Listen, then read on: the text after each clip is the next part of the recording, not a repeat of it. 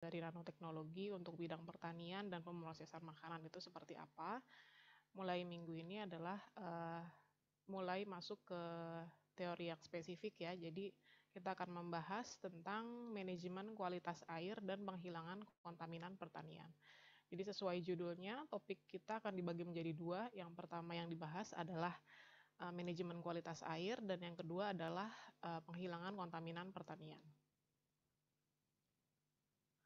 Oke, water quality management. Jadi salah satu permasalahan yang sedang dihadapi di dunia ini adalah tentang defisitnya air bersih yang bagus dan melimpah.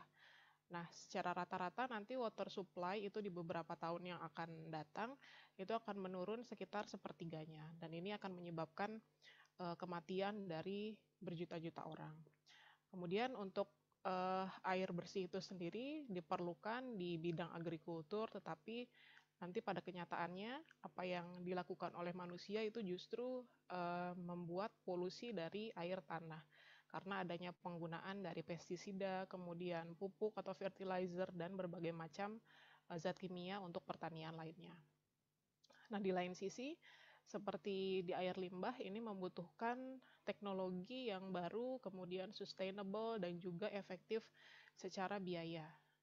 Nah, selama treatment dari air limbah tentu ada berbagai macam permasalahan, seperti jumlah dan kualitas dari airnya itu sendiri, kemudian treatment dan reuse dari air, kemudian ada juga keamanan airnya itu dari sifat kimia dan biologis, tentu juga ada proses monitoring dan sensor. Ini semuanya ini harus dipertimbangkan dengan baik.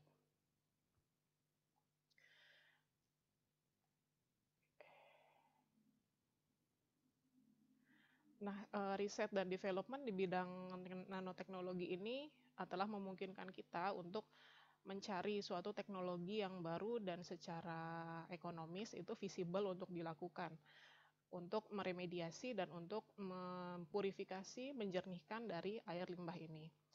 Nah, untuk water resource, sumber air itu sendiri, sebagian besar kebanyakan terkontaminasi oleh beberapa hal. Ada yang terkontaminasi oleh adanya waterborne pathogenik, jadi patogen yang bisa menyebar melalui sumber perairan. Kemudian ada juga yang terkontaminasi oleh berbagai macam garam dan logam seperti tembaga, timbal, arsenik gitu ya. Kemudian ada juga terkontaminasi karena adanya runoff dari senyawa-senyawa agrikultur. Kemudian adanya penggunaan senyawa seperti PPCP. PPCP ini adalah pharmaceutical dan personal care product. Jadi produk-produk yang sifatnya pharmaceutical dan bahan-bahan yang digunakan dalam kebutuhan sehari-hari. Kemudian ada juga kontaminasi dari EDC. EDC ini adalah endocrine disrupting compound, komponen yang bisa mengganggu kerja dari sistem endokrin dan juga kontaminan radioaktif, dan kemudian juga hal-hal yang memang secara alami itu terjadi atau juga sebagai hasil dari produksi minyak dan gas atau pertambangan, atau juga karena adanya proses leaching dan aktivitas dari manusia.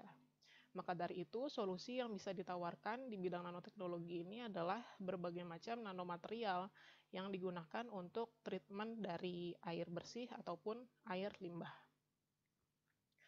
Nah, untuk meningkatkan kualitas air, nanoteknologi ini menyediakan berbagai macam solusi. Solusinya itu apa saja sih? Jadi ini adalah berbagai macam aspek yang melingkupi solusi dari nanoteknologi itu sendiri. Ada yang berfungsi untuk menghilangkan logam berat, kemudian ada yang berfungsi untuk desalinasi, kemudian ada yang berfungsi sebagai fotokatalisis, ada juga pembuatan nano oligodynamic metal, kemudian ada juga pembuatan nanosensor. Ini nanti akan kita bahas satu persatu. Oke, kita bahas yang pertama yaitu tentang nano oligodynamic metal. Jadi biasanya material-material ini di aspek ini digunakan untuk sistem desinfeksi mikroba.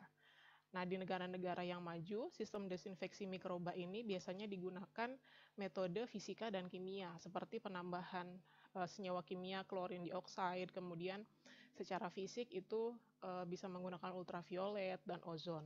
Tetapi untuk di negara-negara berkembang, tentu penggunaan sistem fisika kimia ini membutuhkan infrastruktur dan biaya yang sangat mahal. Oleh karena itu, nanoteknologi ini dia bisa menghasilkan suatu metalik nanopartikel yang oligodynamic yang memiliki kemampuan yang sama dengan sifat fisika kimia. Salah satu material yang bisa digunakan itu adalah silver nanomaterial. Jadi kita tahu ya, logam perak itu dia memiliki sifat bakterisidal dan virisidal. Jadi mampu membunuh bakteri dan virus karena bisa menghasilkan spesies oksigen yang reaktif yang kemudian bisa memutus rantai DNA. Dan juga bisa digunakan untuk berbagai macam aplikasi lainnya di bidang medis. Kemudian sifat dari silver nanomaterial itu sendiri adalah low toxicity, ya dia sifat toxicity-nya rendah, kemudian mudah dalam penggunaan, kemudian dia memiliki kapasitas muatan yang tinggi, kemudian dia memiliki rasio permukaan terhadap volume yang tinggi, struktur kristalografinya atau kristalinitasnya bagus, dan juga dia mampu beradaptasi terhadap berbagai macam substrat. Nah, untuk meningkatkan karakter atau sifat aktivitas dari antimikroba dan anti kanker ini tentu kita harus bisa memvariasikan dan mengoptimasikan di ukuran berapa untuk nanopartikel silver dan emas ini.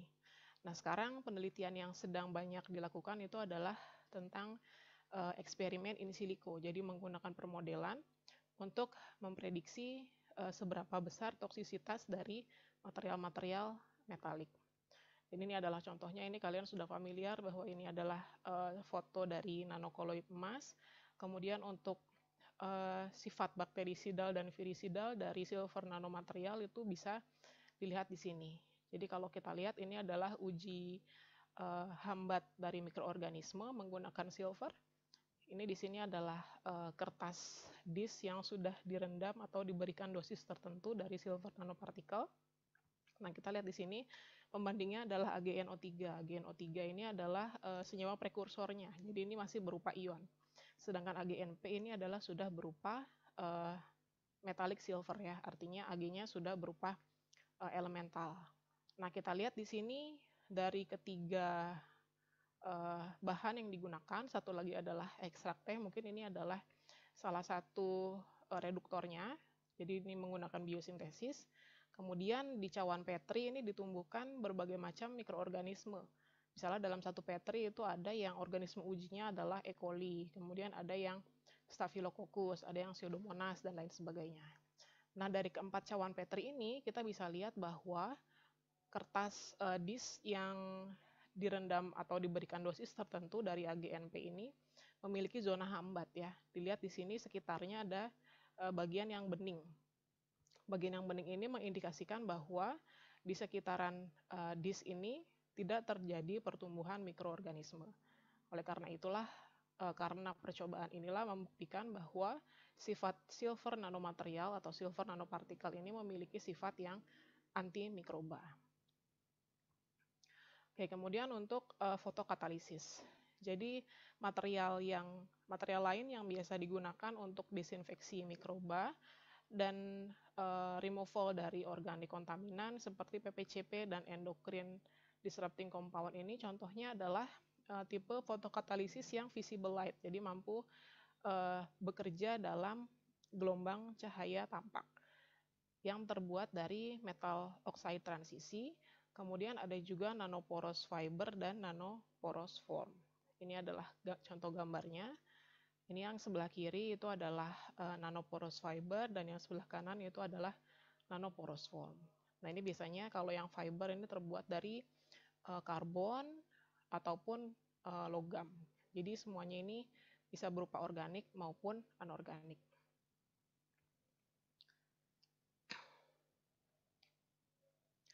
Oke, kemudian karena tadi salah satu contohnya adalah nanoporous fiber, di sini kita ada struktur yang namanya tubular. Ini kita sudah familiar, ini pasti adalah tipe dari karbon nanotubes ya.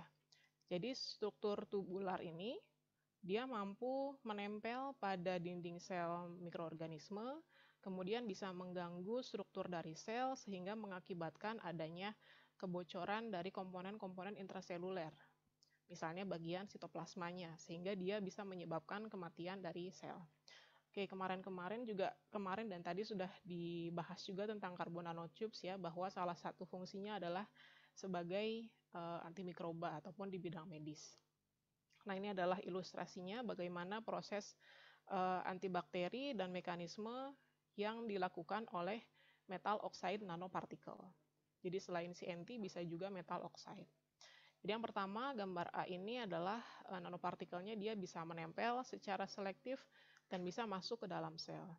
Kemudian ketika dia sudah menempel, maka dia akan mendisrupsi si cell wall-nya, dinding selnya, sehingga dia bisa menyebabkan releasing, bisa menyebabkan keluarnya material-material yang ada di dalam sel.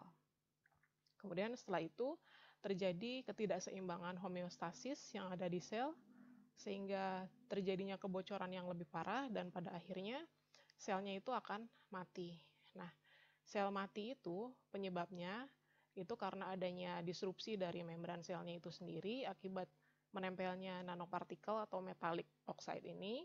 Kemudian bisa juga dihasilkannya senyawa ROS. ROS ini adalah reactive oxygen species.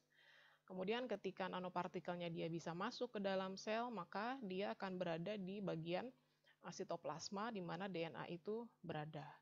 Nah, kemudian karena kita tahu DNA itu adalah protein, protein tentu akan bereaksi dengan logam sehingga bisa mengalami presipitasi dan akhirnya DNA-nya terputus, rusak, dan mikroorganismenya ini bisa mati. Jadi seperti itu ya proses dari desinfeksi mikroorganisme karena nanomaterial. Oke, kemudian untuk fotokatalisis itu sendiri dalam hal ini bisa digunakan material hibrid. Hibrid itu apa sih? Jadi kalau kita lihat di sini di gambar yang komposisi, di sini ada berbagai macam bentuk ya, ada kubus, ada yang persegi panjang, ada bulat, ada oval. Ini adalah bentukan yang tunggal.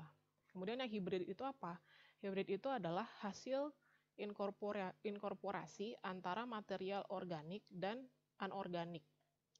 Nah, jadi beberapa material yang tunggal itu dia bisa dijadikan satu material. Bisa berupa material anorganik dalam material organik, ataupun organik dalam material anorganik. Dan semuanya ini memiliki berbagai macam fungsi ya. Nah, untuk penelitian-penelitian yang sekarang sedang banyak dilakukan dalam hal fotokatalisis ini menggunakan nanomaterial yang sudah bergeser dari single nanopartikel, jadi dari nanopartikel tunggal seperti yang tadi digambar ini, sekarang sudah bergeser ke material-material yang sifatnya adalah komposit atau disebut juga dengan nanokomposit hibrid yang tadi terdiri dari organik dalam anorganik ataupun kebalikannya. Nah, sebagai contoh untuk fotokatalisis ini adalah material silver dalam silver vanadium. Ini adalah tipe yang satu dimensi. Kemudian fabrikasi dari plasmonic platinum nanopartikel dalam gallium dope zinc oxide. Kemudian ada juga PBS quantum dot dalam zinc oxide atau di graphene oxide. Kemudian ada juga tipe zirconium dan silver co-dope di titanium oxide. Nah, semuanya ini fungsinya sebagai fotokatalisis. Ada salah satunya adalah untuk mendegradasi methyl orange dan methylene blue. Nah, kita masuk ke tahapan selanjutnya yaitu desalinasi. Desalinasi kalau sesuai dengan katanya artinya menghilangkan garam dari air ya. Jadi ini adalah sistem yang secara umum digunakan dalam proses desalinasi. Sumbernya itu adalah air laut, kemudian dari air laut ini dia disedot ya, dipompa ke proses sistem yang pre-treatment. Biasanya ini untuk menghilangkan partikel-partikel atau material yang ukurannya besar. Setelah itu, setelah disaring, ini akan masuk ke HPP. HPP ini adalah high pressure pumping, artinya dia dipompa dengan tekanan tinggi, kemudian didistribusikan baik ke sistem RO, ataupun dia dipumping lagi menggunakan booster pump ke sistem yang lain, ke sistem ERD. Jadi airnya masuk ke RO system, di sini terdapat membran di dalamnya, yang fungsinya untuk menyaring ion ataupun garam, Setelah dari RO sistem ini airnya masuk ke post treatment. Biasanya post treatment ini penambahan klorin untuk membunuh bakteri-bakteri gitu ya. Setelah itu kita bisa mendapatkan air yang bersih.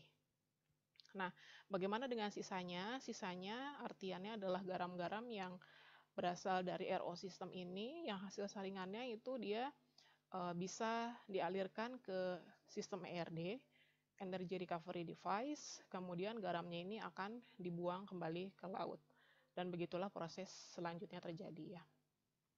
Jadi proses konvensional desalinasi ini itu seperti reverse osmosis.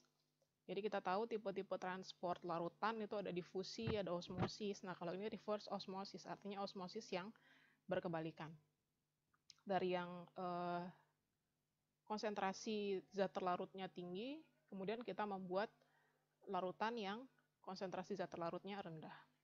Tetapi proses desalinasi ini biasanya cukup mahal karena sistemnya yang besar gitu ya. Dan energi yang dikonsumsi, terutama energi listriknya juga besar. Ini adalah sistem desalinasi yang banyak digunakan di negara-negara teluk. Jadi misalnya negara-negara yang dekat dengan teluk Persia seperti Qatar, Oman, Irak, Iran gitu ya. Kemudian negara-negara Saudi Arabia gitu kayak UEA kayak gitu, ini sudah banyak digunakan proses desalinasi yang tipe seperti ini.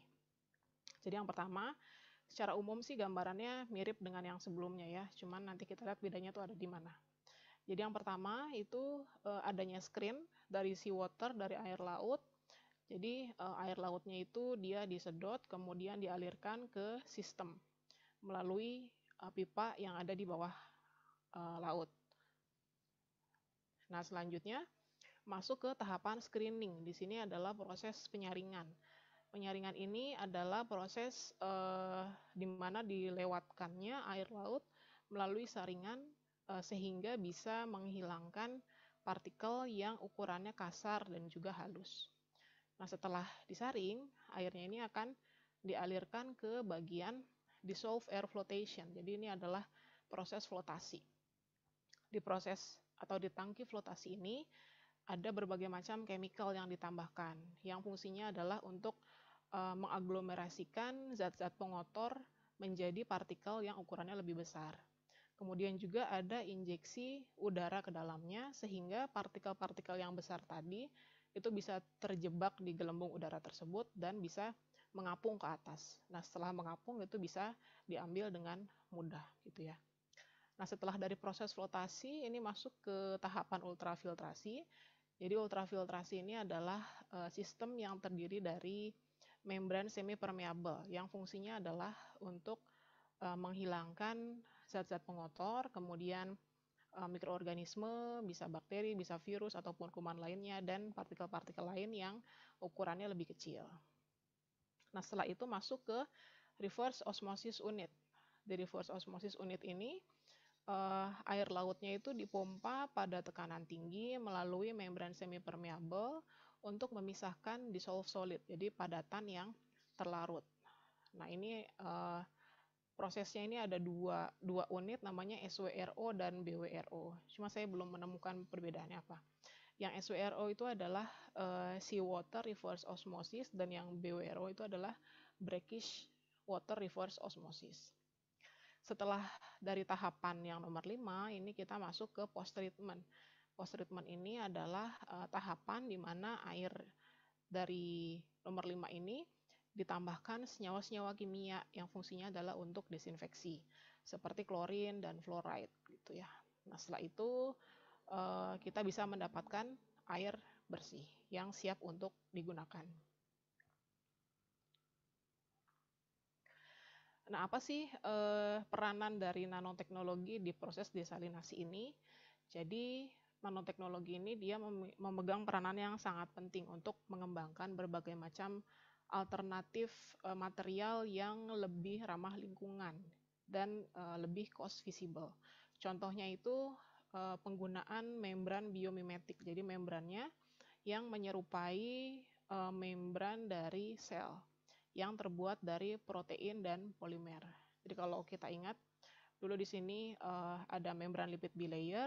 Nah, si membran biomimetiknya ini memiliki struktur yang mirip dengan membran lipid bilayer ini. Ada bagian yang outer cell membran, ini adalah membran yang sifatnya anti-fouling. Jadi tidak bisa mengalami penyumbatan ya. Kemudian untuk yang inner membrannya, ini adalah membran yang di dalamnya terdapat atau menyerupai membran-membran protein. Jadi seperti di dalamnya ada membran protein integral, kemudian ada membran protein yang perifer gitu ya, dan sebagainya. Jadi ini adalah contoh yang membran biomimetik yang terbuat dari protein dan polimer. Kemudian yang tipe kedua itu ada align carbon nanotube membran. Jadi membran yang terbuat dari karbon nanotube. Di sini karbon nanotube-nya itu banyak ya. Ya seperti ini. Jadi seperti rambut-rambut halus yang semuanya itu memiliki arah yang sama. Jadi kalau vertikal semua, vertikal semua. Jadi seperti ini gambarannya kira-kira. Kemudian tipe yang ketiga itu adalah tipe thin film nanocomposite membran. Membran dari thin film. Nah, seperti ini. Jadi thin filmnya ini dia ditumbuhkan di bagian permukaan dari substrat yang mikroporus.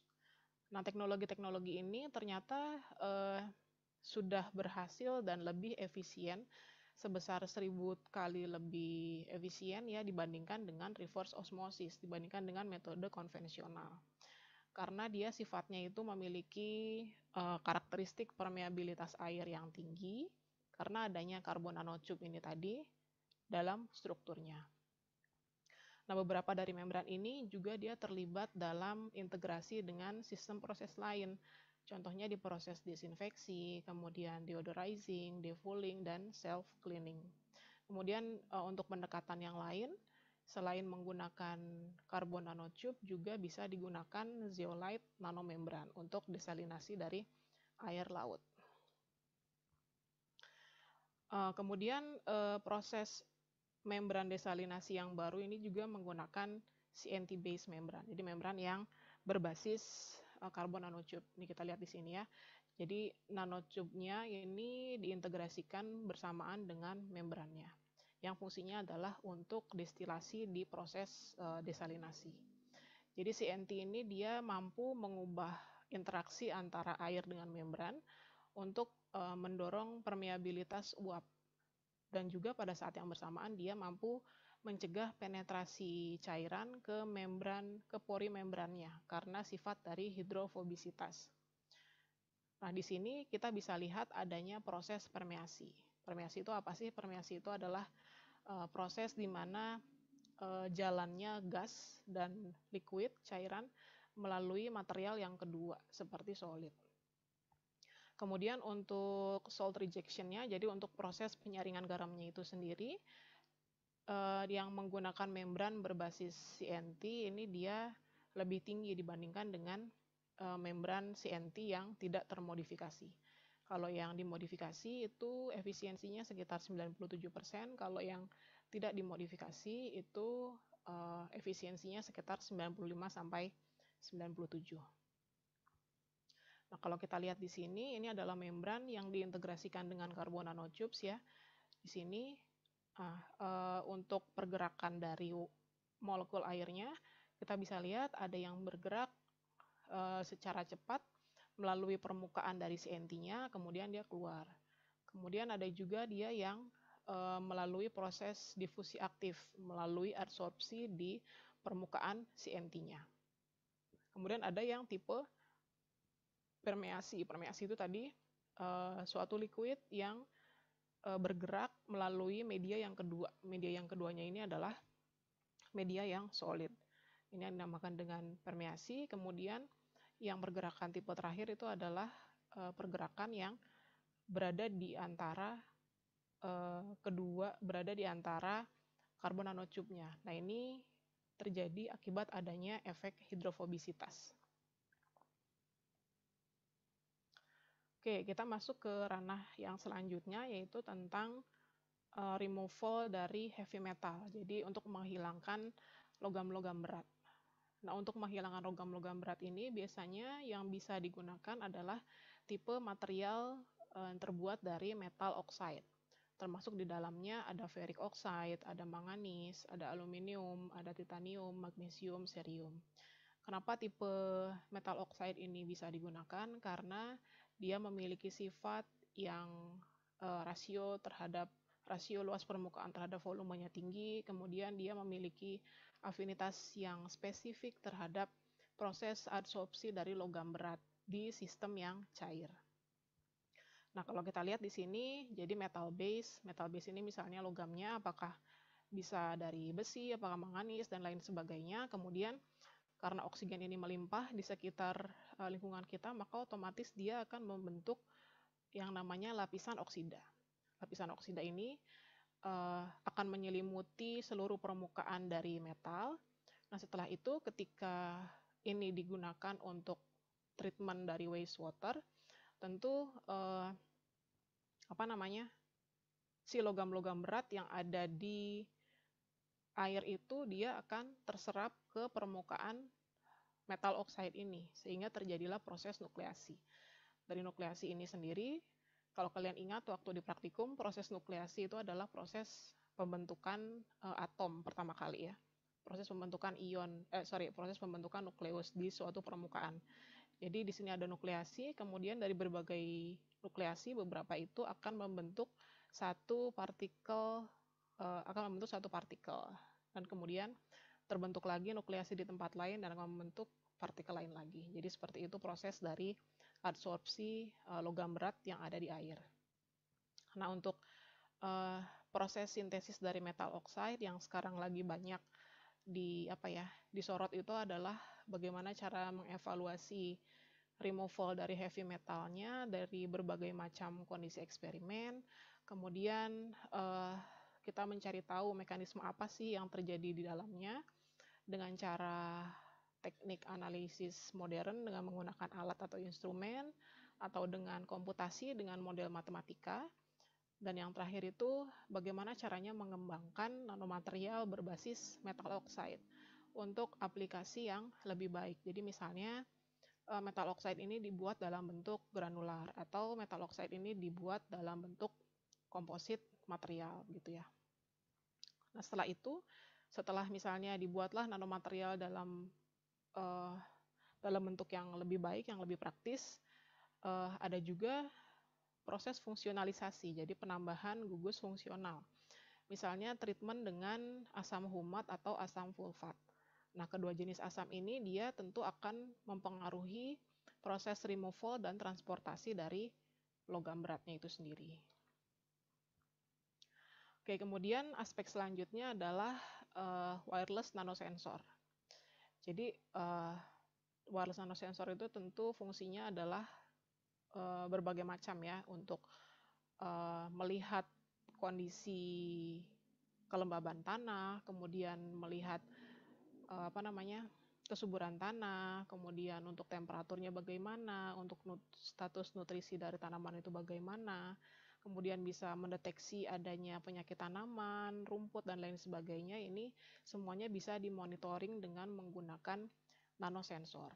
Nanosensor ini adalah suatu proses yang real time monitoringnya ya, jadi monitoringnya itu pada saat itu juga dengan cara menggunakan berbagai macam network, dan kemudian dari proses ini juga bisa menghasilkan data-data yang penting untuk proses agronomi.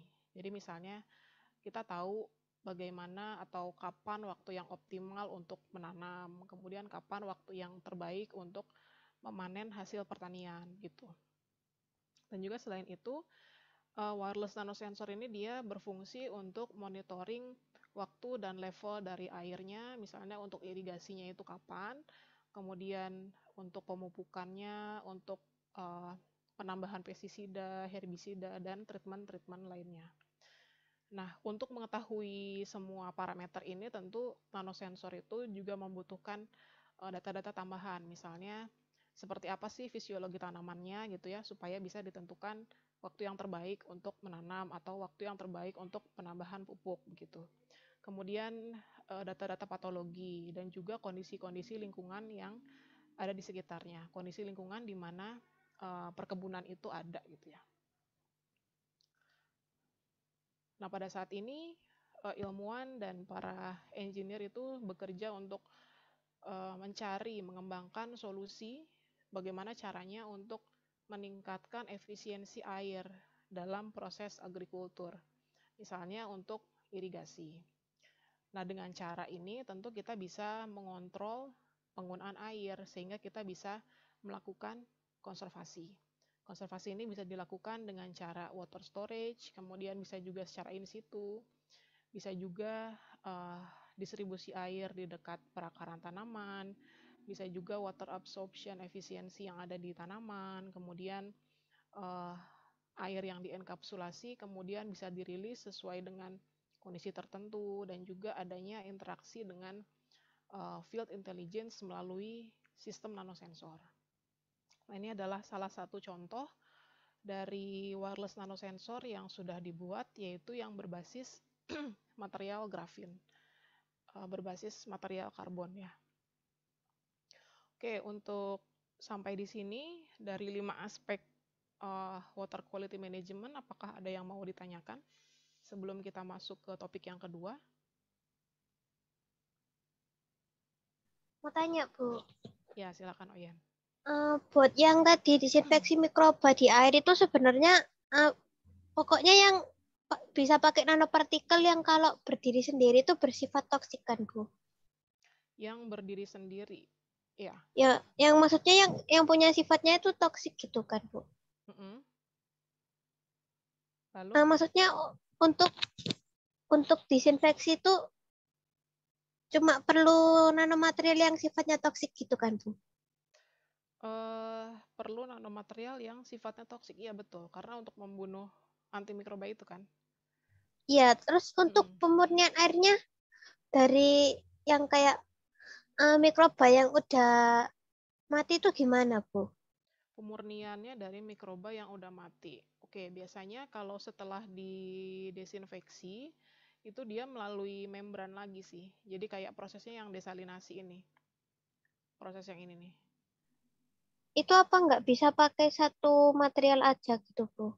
Satu material Untuk aja. ya, untuk mematikan mikrobanya sama untuk sekalian kayak membersihkan gitu, Bu. Biasanya materialnya itu berbeda sih, karena masing-masing punya fungsi yang tersendiri. Jadi kalau misalnya kita pakai silver ya, silver untuk antimikrobanya, kemudian kan pasti di situ masih ada sisa-sisa silvernya ya. Nah, sisa silvernya itu nanti akan disaring di membran yang mirip dengan si reverse osmosis ini. Jadi nggak bisa satu material itu fungsinya ganda kalau untuk proses water treatment ya. Jadi nggak bisa. Jadi paling satu material itu untuk satu fungsi sih. Kayak gitu, Oyen. Oke, makasih, Bu. Oke, karena biasanya kalau setelah desinfeksi juga air tuh nggak bisa kita langsung pakai ya. Jadi pasti mau nggak mau itu harus disaring lagi. Karena pasti masih ada partikulat, ada gumpalan dengan nanomaterialnya gitu kan. Kemudian tanda kutip masih ada mungkin bangke-bangke bakterinya gitu ya. Karena bakteri itu kalau misalnya didesinfeksi itu kan tergantung jenis bakterinya. Ada jenis bakteri yang didesinfeksi kemudian mati, ya sudah. Tapi kalau jenis bakteri yang dia menghasilkan spora, kayak bacillus misalnya. Nah, spora itu kan ada yang dia itu tahan terhadap kondisi tertentu atau senyawa kimia tertentu. Nah, ketika didesinfeksi, spora itu tidak mati gitu. Nah, kalau tidak mati kan otomatis berarti harus melalui cara lain, melalui saringan kedua. Jadi melalui membran itu tadi gitu. Gitu, Oyen. Bisa Mau diterima? tanya lagi, Bu. Mm-mm.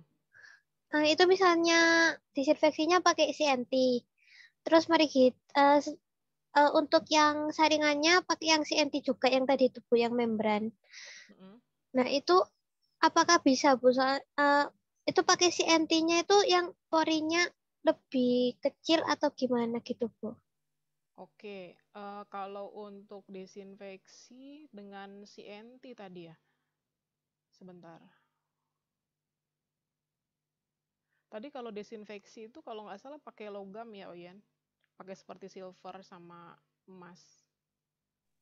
Ini oh ya, kalau yang Nih, ROS ini, Bu, ini kan pakai CNT. Itu mm-mm. kalau misalnya masih di airnya Apa bisa pakai yang membran yang dari CNT juga? Nah, kalau membran yang dari CNT itu kan sifatnya fixed bed ya, jadi dia diam gitu. Kalau yang ini itu kan sifatnya dia bebas, free, makanya dia bisa menempel. Kalau yang untuk filter itu dia sifatnya tetap. Jadi biar gimana pun pasti ada apa ya? Nggak bisa satu material berfungsi ganda gitu loh, Ian. Oke, Bu, Bisa, sudah jelas. oke ya, sudah jelas ya. Jadi perbedaannya, kalau yang ini kan sifatnya free, dia bisa melayang-layang, bisa menempel kan. Tapi kalau yang karbon di sini misalnya untuk proses filtrasi itu kan dia fix seperti membran gini. Jadi harus airnya yang lewat. Kalau yang desinfeksi tadi si materialnya yang mendekati bakterinya gitu kan ya prosesnya. Oke, sampai di sini ada lagi yang mau ditanyain?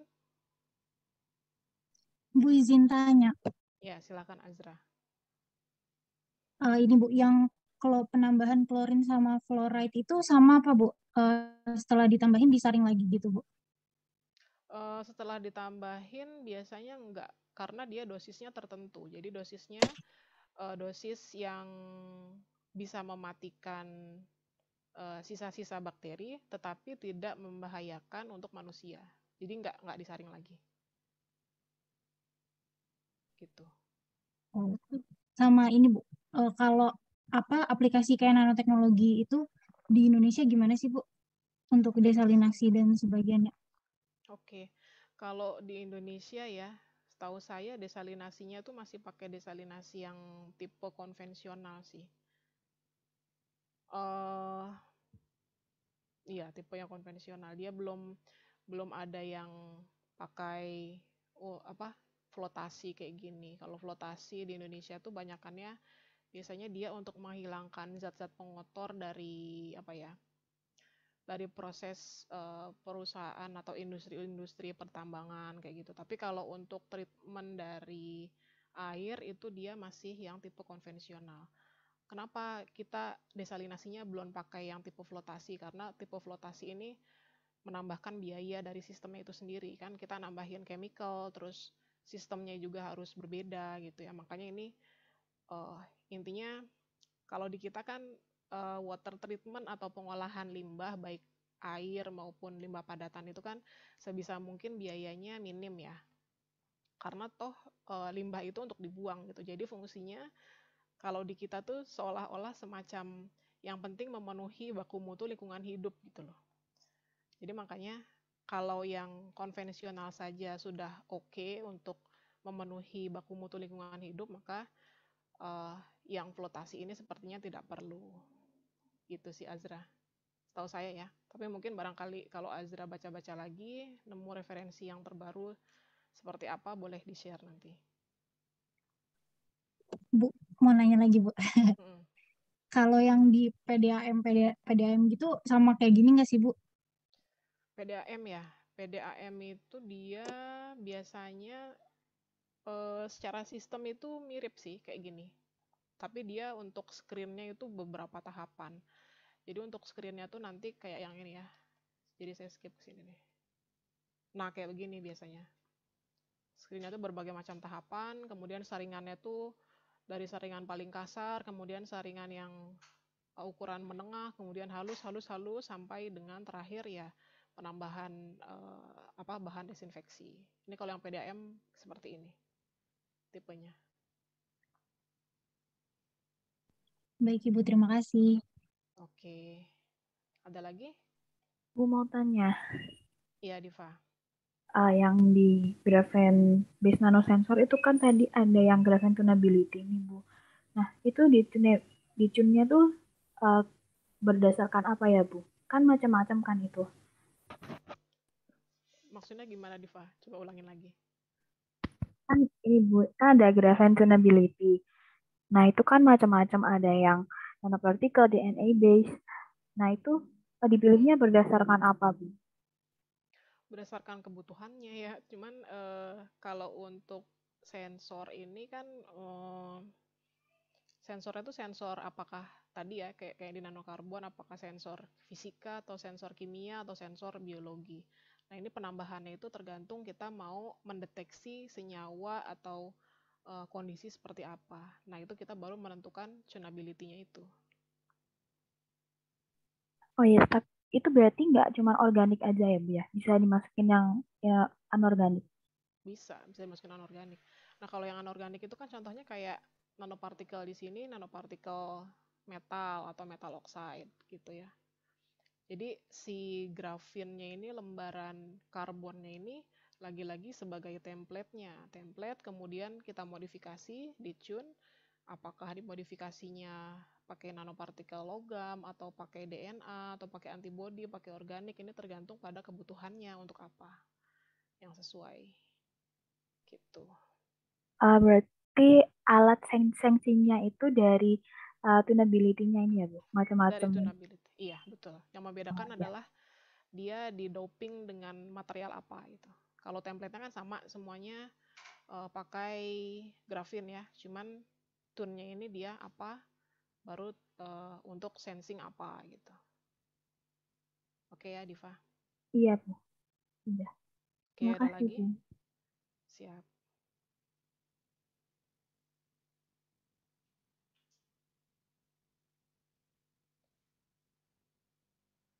Nggak ada?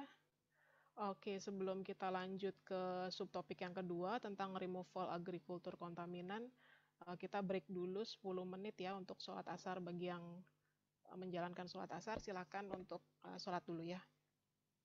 Nanti kita mulai lagi 10 menit, berarti jam 15.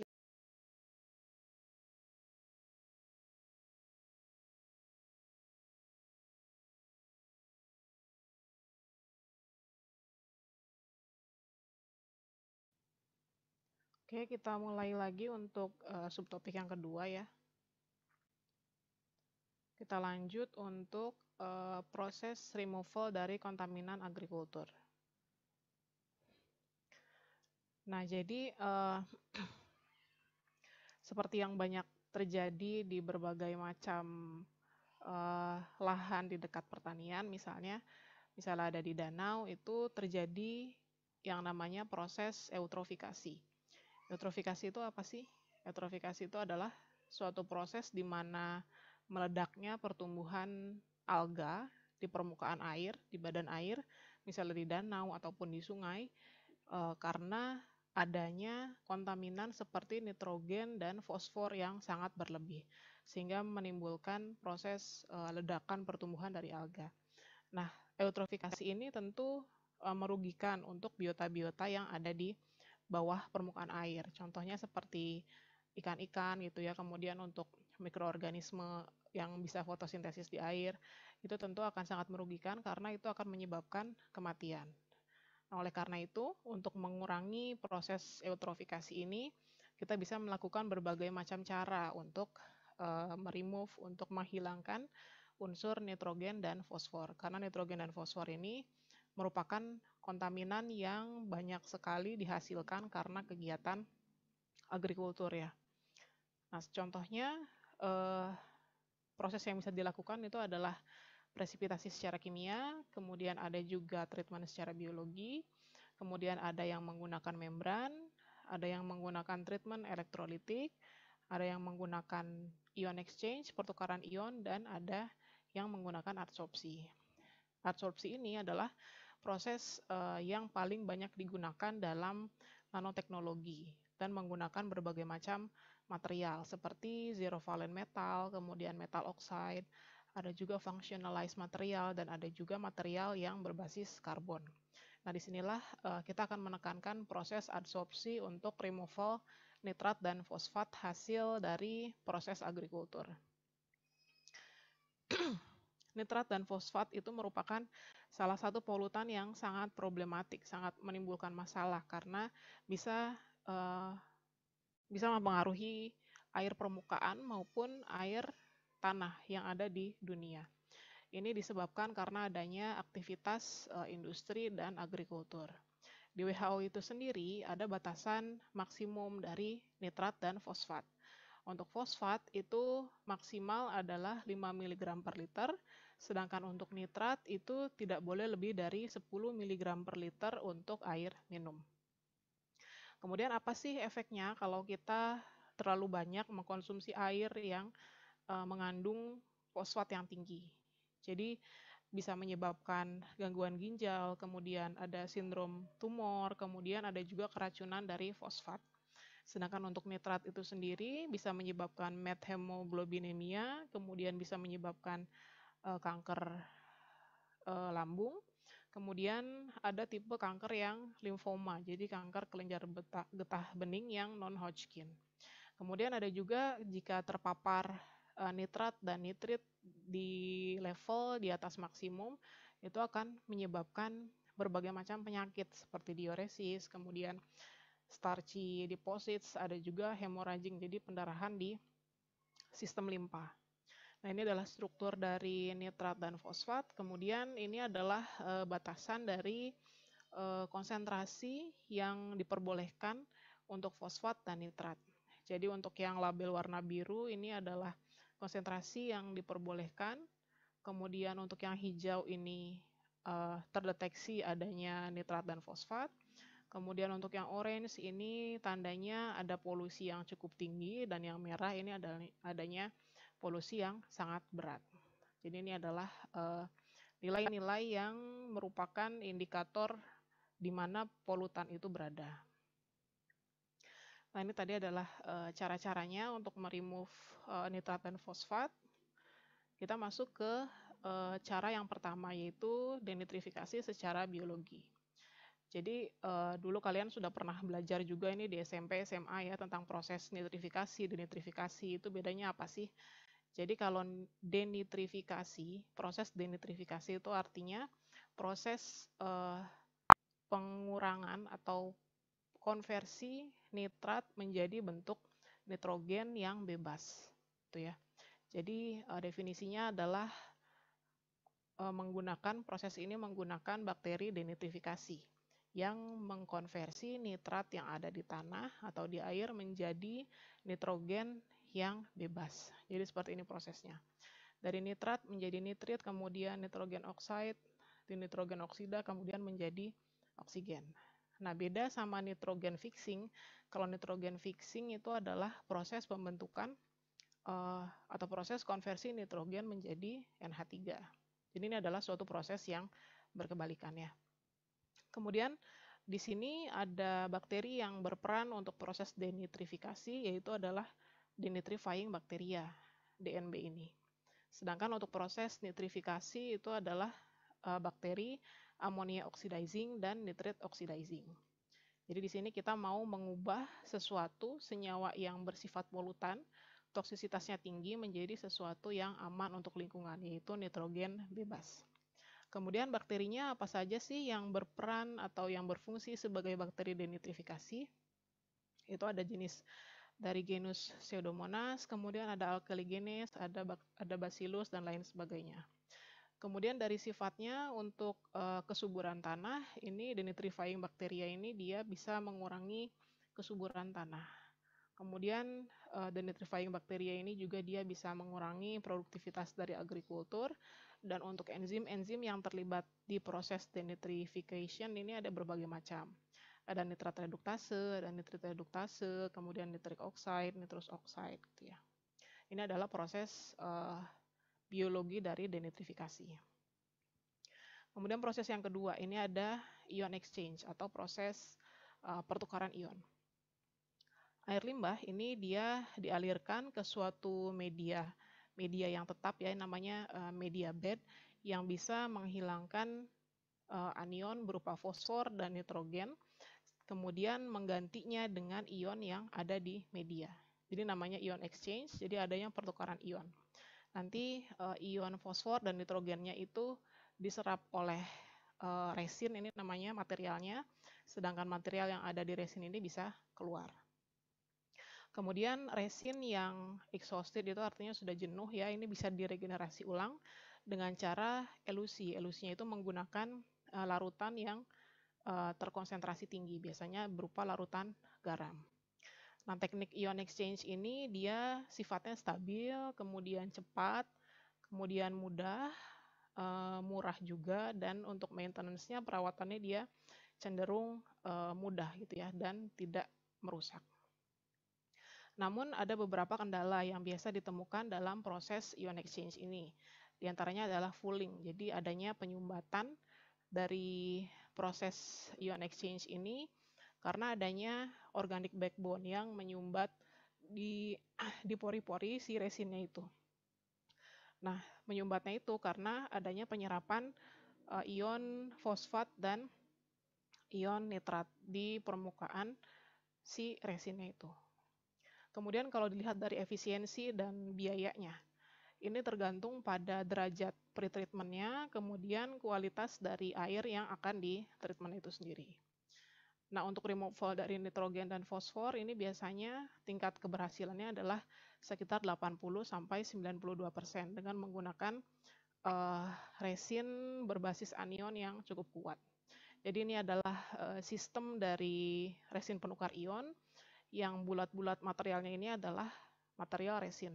Barangkali kalian pernah melihat ini materialnya itu bentuknya seperti beads ya, jadi seperti manik-manik itu. Untuk ukurannya biasanya berkisar antara milimeter sampai mikrometer, itu tergantung kebutuhan ataupun tergantung dari ion apa yang ingin diserap. Nah, kalau kita lihat di sini untuk sistem ion exchange, ini kan dari tangki wastewater ya, kemudian dipompa dengan menggunakan pompa peristaltik dan dimasukkan dari arah bawah. Kemudian untuk kolomnya ini ada dua tahapan, kolom pertama dan kolom kedua. Kemudian dari air hasil treatment kolom pertama itu keluarnya dari atas ya outputnya, kemudian dimasukkan lagi ke bagian bawah dari kolom yang kedua. Nah, selanjutnya air yang hasil treatment kolom kedua ini dialirkan kembali ke wastewater. Jadi nanti sifatnya adalah siklus gitu ya. Nah, ada yang bisa jelasin nggak kenapa air yang masuk ke kolom yang pertama itu dari bawah bukan ke atas gitu? Ada yang bisa ngejelasin kenapa nggak supaya gampang si selangnya itu dari tangki lewatnya ke atas, terus nanti dari sini keluar lewatnya ke atas lagi? Kenapa ini kok sistemnya malah dipompa dan dialirkannya dari bawah? Ada yang bisa menjelaskan?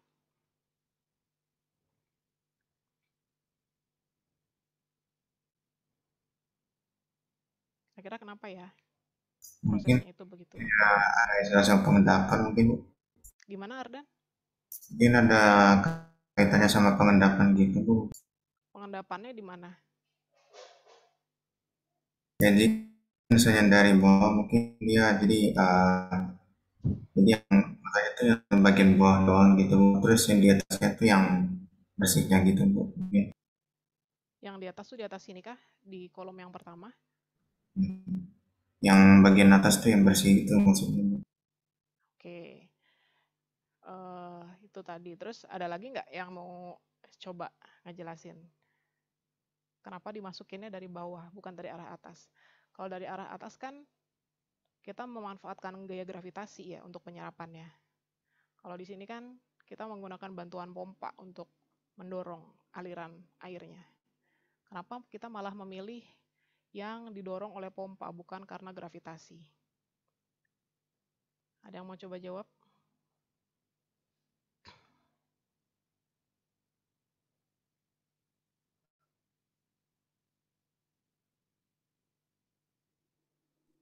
Biar materi berat nggak ikut jatuh kayaknya, Bu.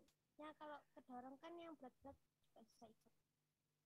Oyen ya? Oyen suaranya kecil banget. Udah keras, Bu. Masih kecil. Apa sudah, Bu? Oke, sudah lumayan. Gimana Oyen? Itu kan yang pompa yang tabung belakang itu kan isinya air kotor kan, Bu? Ya, yang ini ya, yang wastewater ini. Terus? Ya, kalau menurut saya kalau gravitasi kan kotorannya juga ikut, Bu. Sedangkan kalau misalnya pompa kan mungkin yang kotoran yang berat-berat tuh juga susah ikut gitu, Bu. kotorannya susah ikut kalau dari pompa. Jadi gimana kan dia Atau mungkin di pompanya ada filter. di pompanya ada filter. Oke, ada lagi yang mau berpendapat?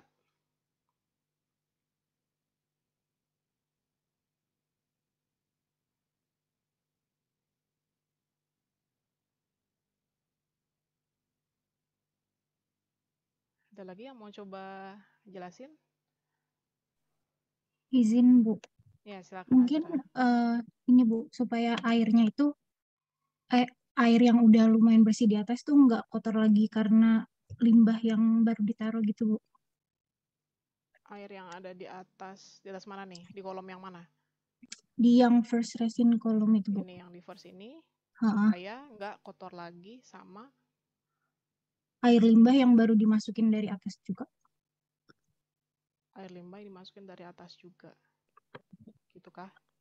Oke, pertanyaannya sekarang. Kalau di tangki wastewater ini, apakah limbahnya itu masih mengandung partikulat-partikulat berukuran besar, atau cuma air yang di dalamnya mengandung ion fosfat dan nitrat misalnya? Kira-kira yang mana? Mungkin biar ngendapinnya nggak terlalu lama, Bu. Biar apa, Oyen? Biar ngendapin kotorannya nggak terlalu lama. Biar ngendapin kotorannya nggak terlalu lama. Oke, jadi gini, untuk proses ion exchange, pertukaran ion, itu air yang ada di tangki wastewater-nya itu biasanya sudah terbebas dari partikel-partikel yang ukurannya besar ya. Jadi misalnya ada partikel yang berukuran milimeter ataupun mikrometer, itu biasanya dia sudah terbebas. Jadi air yang ada di sini itu sifatnya adalah yang mengandung ion-ion logam ataupun ion-ion molekul seperti nitrat dan fosfat. Nah, kenapa nggak arah alirannya itu kita memanfaatkan gravitasi? Kenapa nggak selangnya itu ke atas? Tapi ini malah diinjeksikannya pakai pompa terus ke bawah. Jadi dengan adanya injeksi dengan pompa ini, tentu pompa ini mengandung tekanan ya. Tekanan itu akan membuat penyerapan atau sorpsi dari ion yang terlarut di wastewater ini menjadi lebih cepat. Gaya gesekannya lebih tinggi dengan material resin ini. Sehingga dia penyerapannya akan lebih optimal dibandingkan dengan kalau kita masukin selangnya dari atas gitu ya. Terus kan dia jatuh ya tetesan-tetesan. Nah, gaya gravitasi itu ternyata dia nggak cukup kuat untuk menyerap ion-ion yang ada di larutan untuk bisa masuk ke resin ini. Gitu. Gitu jelas ya. Jadi kenapa ini pakai pompa nih? Karena pompa ini bertekanan. Dengan adanya tekanan, gaya gesekannya lebih besar, sehingga ionnya itu lebih kontak, lebih apa ya? Proses kontak antara larutan dengan resinnya ini dia probabilitasnya lebih besar, sehingga dia akan lebih mudah diserap dan lebih cepat. Nah, begitu juga dari sini kan tentu ion-ion yang ada di larutan yang ini pasti udah lebih sedikit ya. Kemudian dia diinjeksikan lagi ke sini. Ini biasanya pakai pompa lagi, atau nanti sistemnya dibuat konfigurasinya tertentu. Nah, ini juga dia dibuat dalam tekanan tertentu sehingga nanti kontak permukaan dengan semua ini ya partikel-partikel resin ini akan lebih besar. Jadi kalau gravitasi, kemungkinan kalau gravitasi itu ketika menetes dia hanya akan kontak ke bagian yang tengahnya aja gini. Kalau selangnya ada di sini, lubangnya ada di sini, dia menetes ke sini. Nah, kemudian adanya perkolasi ya, adanya pergerakan air di antara resin ataupun masuk ke dalam resin itu kan hanya yang kena aja. Yang kenanya itu misalnya di bagian tengah sini, terus dia masuk ke sini. Nah, beda ya dengan tekanan. Kalau dengan tekanan itu dia masuknya itu kan pasti memenuhi bagian dasarnya dulu. Bagian dasar dipenuhi, kemudian dia akan merambat ke atas dan akhirnya semua beads dari si resin ini semua akan mengalami kontak dengan airnya. Begitu. Sampai di sini bisa diterima ya. Kenapa proses ion exchange itu dia injeksinya dari bawah dengan menggunakan pompa, bukan ke atas. Oke, bisa diterima ya. Nah, sekarang proses selanjutnya adalah proses reverse osmosis. Jadi mirip dengan desalinasi tadi, reverse osmosis ini juga menggunakan membran. Membran yang digunakan ini biasanya terbuat dari material seperti asetat selulos, kemudian poliamid, kemudian material komposit. Nah, untuk prakteknya ini biasanya mengalami kesulitannya karena adanya fouling, adanya penyumbatan di membran. Kemudian energi yang dikeluarkan juga cukup besar. Kemudian untuk membuat sistem reverse osmosis yang seperti ini tentu membutuhkan biaya instalasi yang cukup besar. Dan juga untuk treatment dari disposal konsentratnya. Jadi kalau ada sumbatan di tiap saringan atau di tiap membran itu kan pasti kita harus ganti dengan membran atau saringan yang baru ya. Nah, ini yang membuat investasi di reverse osmosis ini cukup tinggi. Nah, kemudian juga untuk proses removal nitrat sama fosfatnya itu bisa lolos dari membrannya dan efisiensinya itu sekitaran 65-95%. Nah, adapun untuk keuntungan dari teknik reverse osmosis ini bagus untuk air yang konten atau mengandung TDS. TDS itu adalah total dissolved solid, jadi padatan yang terlarut. Jadi dia cocok untuk air yang ada padatan terlarutnya tinggi, kemudian tidak ada byproduct-nya, tidak ada produk sampingan, dan dia sifatnya adalah non-destruktif. Nah, kalau kita bandingkan untuk efisiensi removal nitrat, jika dibandingkan antara ketiga metode RO, reverse osmosis, kemudian metode ion exchange, pertukaran ion dengan resin, dan metode bio, ternyata yang paling bagus itu adalah metode bio. Dia efisiensinya mencapai 96%. Kemudian disusul sama resin penukar ion 90%, dan yang terakhir adalah RO, reverse osmosis, sekitar 85%. Nah, di sini kita lihat bentukannya secara garis besar gitu ya, seperti pipa gitu ya. Padahal nanti aslinya sih nggak sesederhana ini ya konfigurasinya. Kemudian di tahapan yang pertama itu ada screening. Ini adalah saringan untuk partikel-partikel atau kalau ada material yang ukurannya besar. Biasanya ini saringannya mulai dari yang tipe grid itu yang ukurannya itu besar, jadi sentimeter gitu ya. Misalnya untuk menyaring ada batu, ada kerikil, dan lain sebagainya. Biasanya kalau air limbah di Indonesia kan macam-macam ya, ada yang buang pampers ke sungai, ada yang buang apa gitu ya, buang sampah. Nah, ini bisa tersaring di screening yang pertama. Nah, setelah itu ada sand filter juga, jadi di sini tuh nggak kosong, tapi ada ada material pengisinya juga. Di sini bisa menyaring untuk yang ukurannya lebih kecil, misalnya saringannya adalah mikron. Di sini bisa menyaring bakteri, koloid gitu ya. Kemudian microfiltration, ada ultrafiltration, ini yang lebih kecil lagi, ukurannya 0,01 mikron, dia bisa menyaring virus, kemudian makromolekul organik, kemudian ke nano. Nano ini dia bisa menyaring ion-ion logam yang terlarut dalam air. Kemudian untuk garam-garam yang terlarut dan termasuk di dalamnya ion seperti nitrat atau fosfat ini adanya di saringan yang terakhir, adanya di membran yang reverse osmosis. Ini ukurannya 0,001 mikron. Nah, sepanjang ini adalah sistem yang dinamakan dengan reverse osmosis. Jadi terdiri dari berbagai macam saringan yang fungsinya untuk menyaring material yang berbeda-beda. Oke, selanjutnya adalah metode elektrodialisis. Jadi sesuai namanya elektrodialisis, tentu ini adalah proses menyaring ya, proses untuk removal ion yang non-selektif. Jadi prosesnya demineralisasi untuk menghilangkan ion, contohnya seperti nitrat dan fosfat.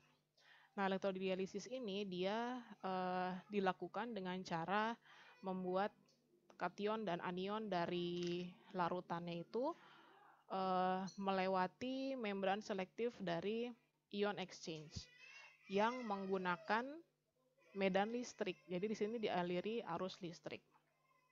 Namanya juga elektrodialisis ya. Jadi sistem penyaringan yang menggunakan energinya adalah dari energi listrik.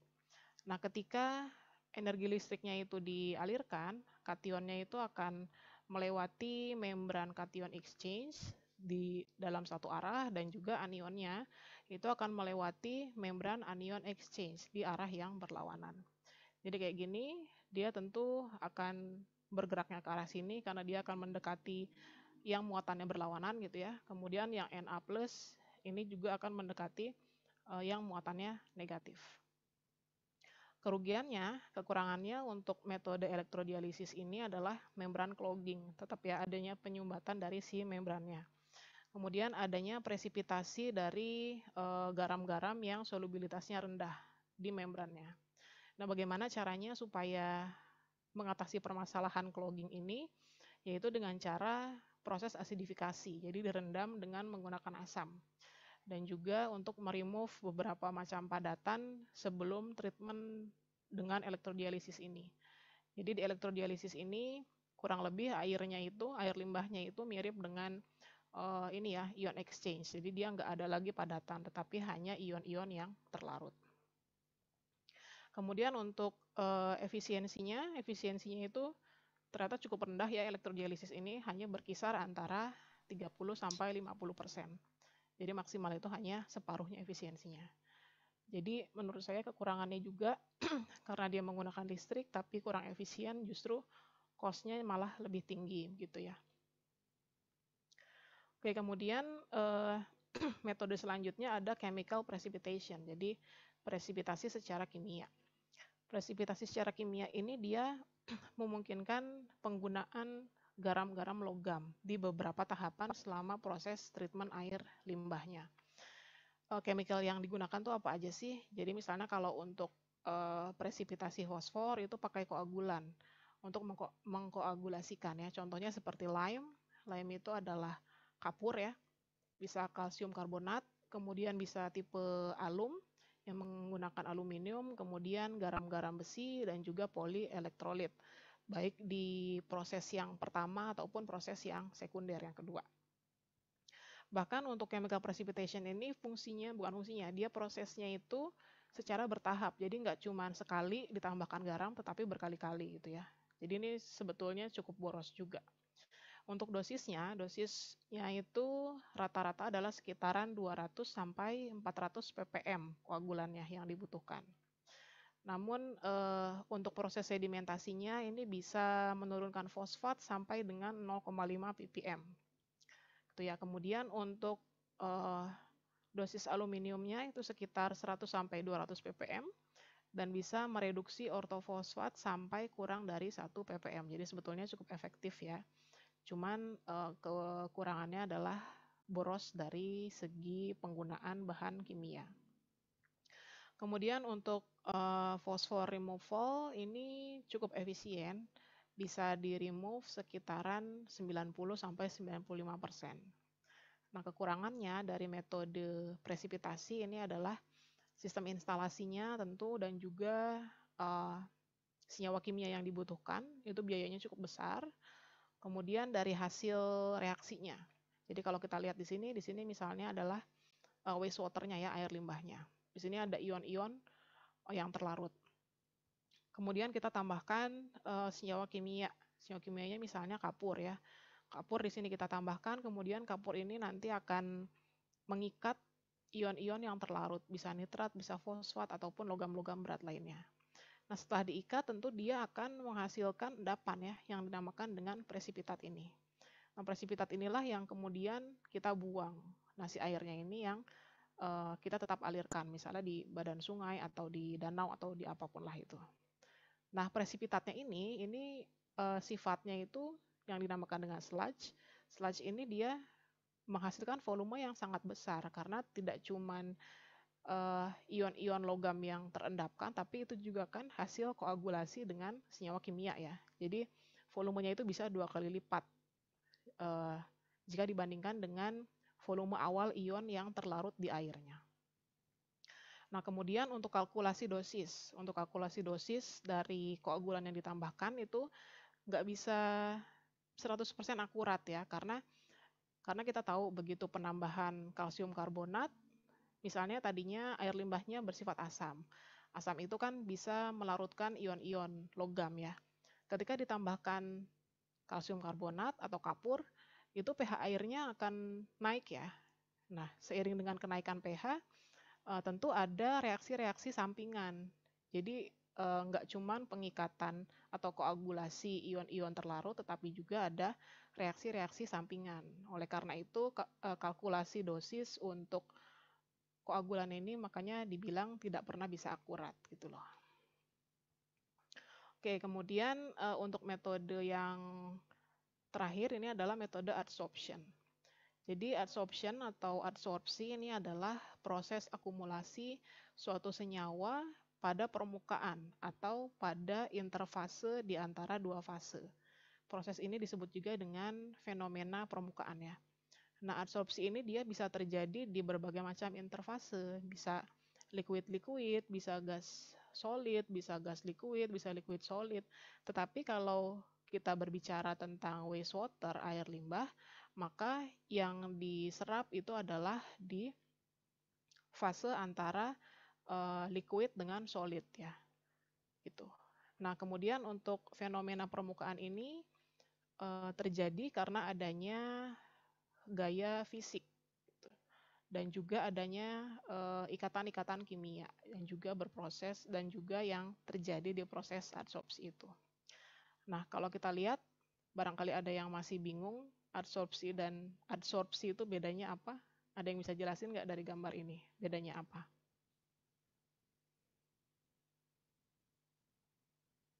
Bedanya apa sih adsorpsi sama absorpsi? Absorpsi di permukaan. Yang ini, di permukaan? Iya. Oke, lalu yang absorpsi? Masuk, Bu. Absorpsi itu masuk ya, jadi menyebar. Nah, secara gampangnya itu kita lihat di gambar yang ini. Jadi adsorpsi itu dia hanya menempel di permukaan materialnya saja. Ingat, hanya di permukaan. Kalau absorpsi itu sampai ke dalam.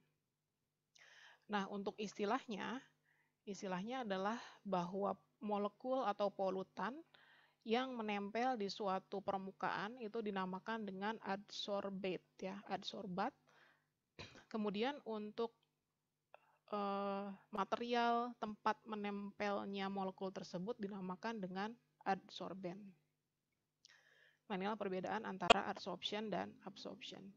Kalau yang ini adalah solid ya, solid ke liquid. Jadi yang ini pasangannya adalah yang ini, yang kiri pasangannya yang kanan. Liquid solid interface. Kita lihat di sini di solidnya itu nggak ada material apa-apa ya, hanya di interfase solid dan liquidnya saja. Ini yang dinamakan dengan adsorpsi di permukaan. Kemudian untuk yang absorpsi, ini dia sampai ke dalam liquidnya. Itu ya, itu cara membedakannya. Kalau masih sering ketukar, yang diingat satu aja, mau ad atau mau ab. Jadi yang lainnya bisa ngikutin, jangan dihafalkan dua-duanya. Saya dulu sempat ketukar-tukar juga sih, akhirnya saya cuman hafalkan salah satu aja dan akhirnya nggak bingung lagi. Oke, ini adalah material-material yang biasa digunakan untuk proses adsorpsi. Ada yang pertama adalah nanoscale zero valent particle atau disebut juga dengan ZVNP disingkatnya. Kenapa material ini bisa digunakan untuk nge-remove nitrat dan fosfat? Itu karena punya karakteristik. Karakteristiknya ya sama ya seperti yang sudah dijelaskan sebelum-sebelumnya. Dia punya reaktivitas terhadap kontaminan target, kemudian mobilitas di media porosnya itu bagus, kemudian setelah injeksi dia lifetime-nya juga masih bagus, masih bisa reaktif, kemudian dari segi toxicity terhadap biotanya itu dia rendah.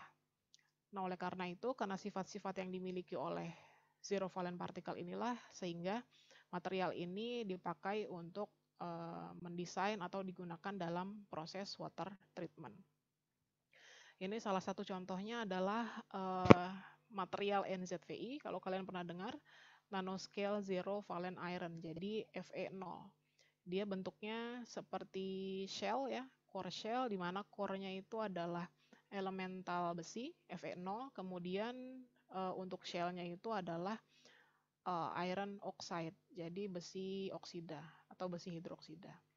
Nah, material ini biasa digunakan untuk wastewater treatment. Ini adalah reaksi-reaksi yang terjadi dalam proses removal fosfat sama nitrat ya. Dan untuk reaksi yang fosfat itu terjadi adsorpsi, jadi proses penyerapan di permukaan lapisan oksidnya. Ada juga yang proses kopresipitasi, artinya dia bereaksi dengan besinya dan membentuk senyawa baru seperti si ferric fosfat ini. Kemudian untuk sintesis dari ZVI ini juga relatif mudah ya, hanya dengan penambahan sodium borohidrat ke ion ferric. Ion ferric itu adalah Fe3+. Kemudian tipe-tipe air tanah itu biasanya mengandung elektron akseptor, contohnya seperti nitrat atau sulfat, sehingga bisa bereaksi dengan permukaan NZVI. Jadi permukaannya itu adalah yang lapisan iron oxide dan menghasilkan lapisan baru yang dinamakan dengan iron surface passivasi. Jadi lapisan di atas iron oxide itu adalah hasil reaksi dari ion kontaminan dengan lapisan iron oxide-nya itu sendiri. Nah, ini adalah jenis-jenis reaksi yang terjadi di partikel NZVP ini ya. Jadi ini sebagai contohnya, salah satunya adalah nanopartikel besi. Di sini ada mekanisme yang terlibat itu diantaranya ada adsorpsi, artinya dia penyerapan di permukaan, kemudian terpresipitasi membentuk senyawa baru, ini ya ferric fosfat. Kemudian bisa juga ligand change, jadi adanya perubahan muatan. Kemudian ada juga yang kopresipitasi, artinya dia membentuk senyawa dengan besi hidroksida. Jadi material yang berbasis besi ini dia cenderung murah, kemudian mudah untuk didapat, dan juga dia lebih ramah lingkungan. Kemudian mampu menghilangkan fosfor di air dan sedimen. Kemudian untuk reaksi-reaksi yang terjadi, itu tadi, 4 reaksi tadi. Dan ketika dikombinasikan dengan material-material lain, ini bisa secara signifikan meningkatkan efisiensi dari removal fosfor. Contohnya ada di tabel ini nih. Jadi ini ada adsorbennya, ada yang NZVI aja, murni, kemudian ada juga yang dideposisikan atau dikombinasikan, dibuat komposit dengan material lain, misalnya dengan tembaga, kemudian dengan tembaga palladium, kemudian ada juga dengan jenis karbon, grafit dan grafin. Ini bisa dilihat di sini kapasitas adsorpsinya itu masing-masing berbeda. Kemudian material yang bisa digunakan lainnya adalah metal oxide. Nah, di antara adsorben ini yang bisa meningkatkan kualitas air, itu contohnya adalah hydrated metal oxide seperti Fe3, ferric, kemudian zirconium, ada tembaga juga yang biasa banyak digunakan untuk menghilangkan fosfat.